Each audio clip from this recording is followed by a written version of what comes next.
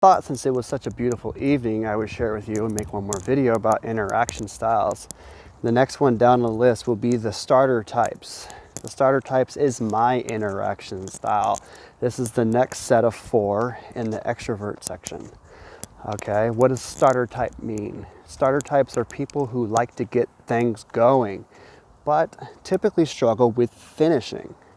All right, and so we'll initiate things to get things moving, get the ball rolling, because we hate stagnation. All right, but typically speaking, we need to be paired up with a control type to actually find some kind of finishing touch and to get projects completed. Starter types are very gregarious. That being said, 2 of the types can be very shy-like when they were younger. ENTP, such as myself, and the ENFP. Why this is, I will go over SI inferior probably in another lecture, but it comes back to their fear of trying new things. All right, fear of being uncomfortable.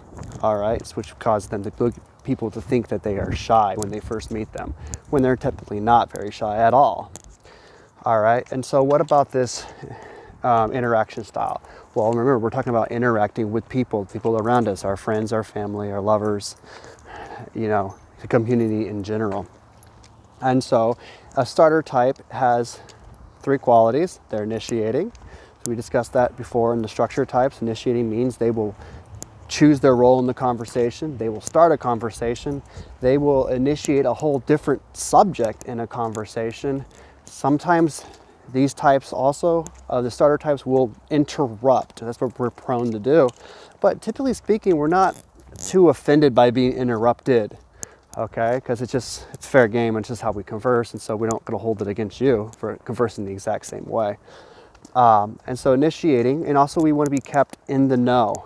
So we expect people to tell us information, and we want to find out information about what's going on around us, what people are doing, and what are they going to do perhaps.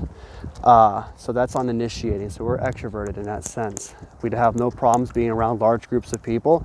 We enjoy going to parties. ESFP is known as the biggest party type there is, you know. And then we have movement. What's movement?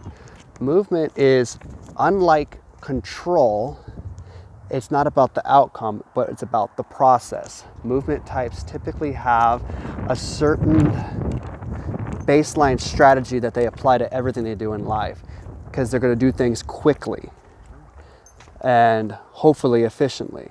Okay, and so typically it's going to be like a one-size-fits-all process to life and to different projects we have. That's why we get things started, and other types will come in and maybe finish it for us, because we typically will lose interest and move on to something else. Movement types, such as myself, also typically, you know, will touch our face, you know, we're just moving around. We're kind of fidgety, like I mentioned, we're like squirrels. Don't like sitting still for long periods of times, you know. Even though I was, you know, a straight A student, I was put outside nearly every day in elementary school to sit up by myself, because I would not sit still and I would bother the other students in the classroom.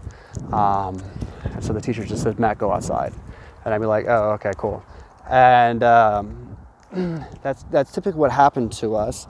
And so other thing about movement is we can thrive in chaos. Sometimes we'll use chaos as a tool. So unlike the controls types or the structure types who need to have control and love control, otherwise they freak out, sometimes we can freak out if there's too much control, too much restrictions, and then we'll just like, I don't want to use the illustration of yelling bomb in a crowded room, but that would be adding chaos to get people out of the way. And so that would be a type of an extreme usage of the movement, you know, interaction style. And so there's that. Some say we drive fast. I don't agree with this statement. I think that's more of a pragmatic thing really than a movement thing, but that's my own personal opinion on that. And then we are informative. What does informative mean? Well, I talked about being direct in the last video. Direct people say what they mean and mean what they say. Informative types don't necessarily mean what they say and say what they mean. Sometimes they beat around the bush and they want you to come to a conclusion with the information given. Okay, this can be very frustrating to people that are not familiar with these types. And so you can see like the frustrated husband with the ISFJ wife who's triple informative, and she's telling him all these different things about her feelings, and he can't figure out what's making her upset because she's not telling him directly. And this typically happens when like an ISFJ will marry like an ESTP, for instance, and he's a direct type, triple direct type for that matter, and it gets frustrated by informative types. And so that can be really interesting because also informative types want to know information about what's going on. We like just information in general, don't really care what it is, just give us data, whether that be gossip, whether that be science, whether that be history, whether that be what, information's fun, information's good. And so we typically will be varied in many different subjects. Because remember, starter types, and so we'll start, I got an interest in health. I study health for about 4 years, and I'm like, I'm kind of tired of talking about health. Now my thing is depth psychology, and who knows how long I'll be doing this. I'll probably move on to something else later on. You can see starter types also changing careers quite often.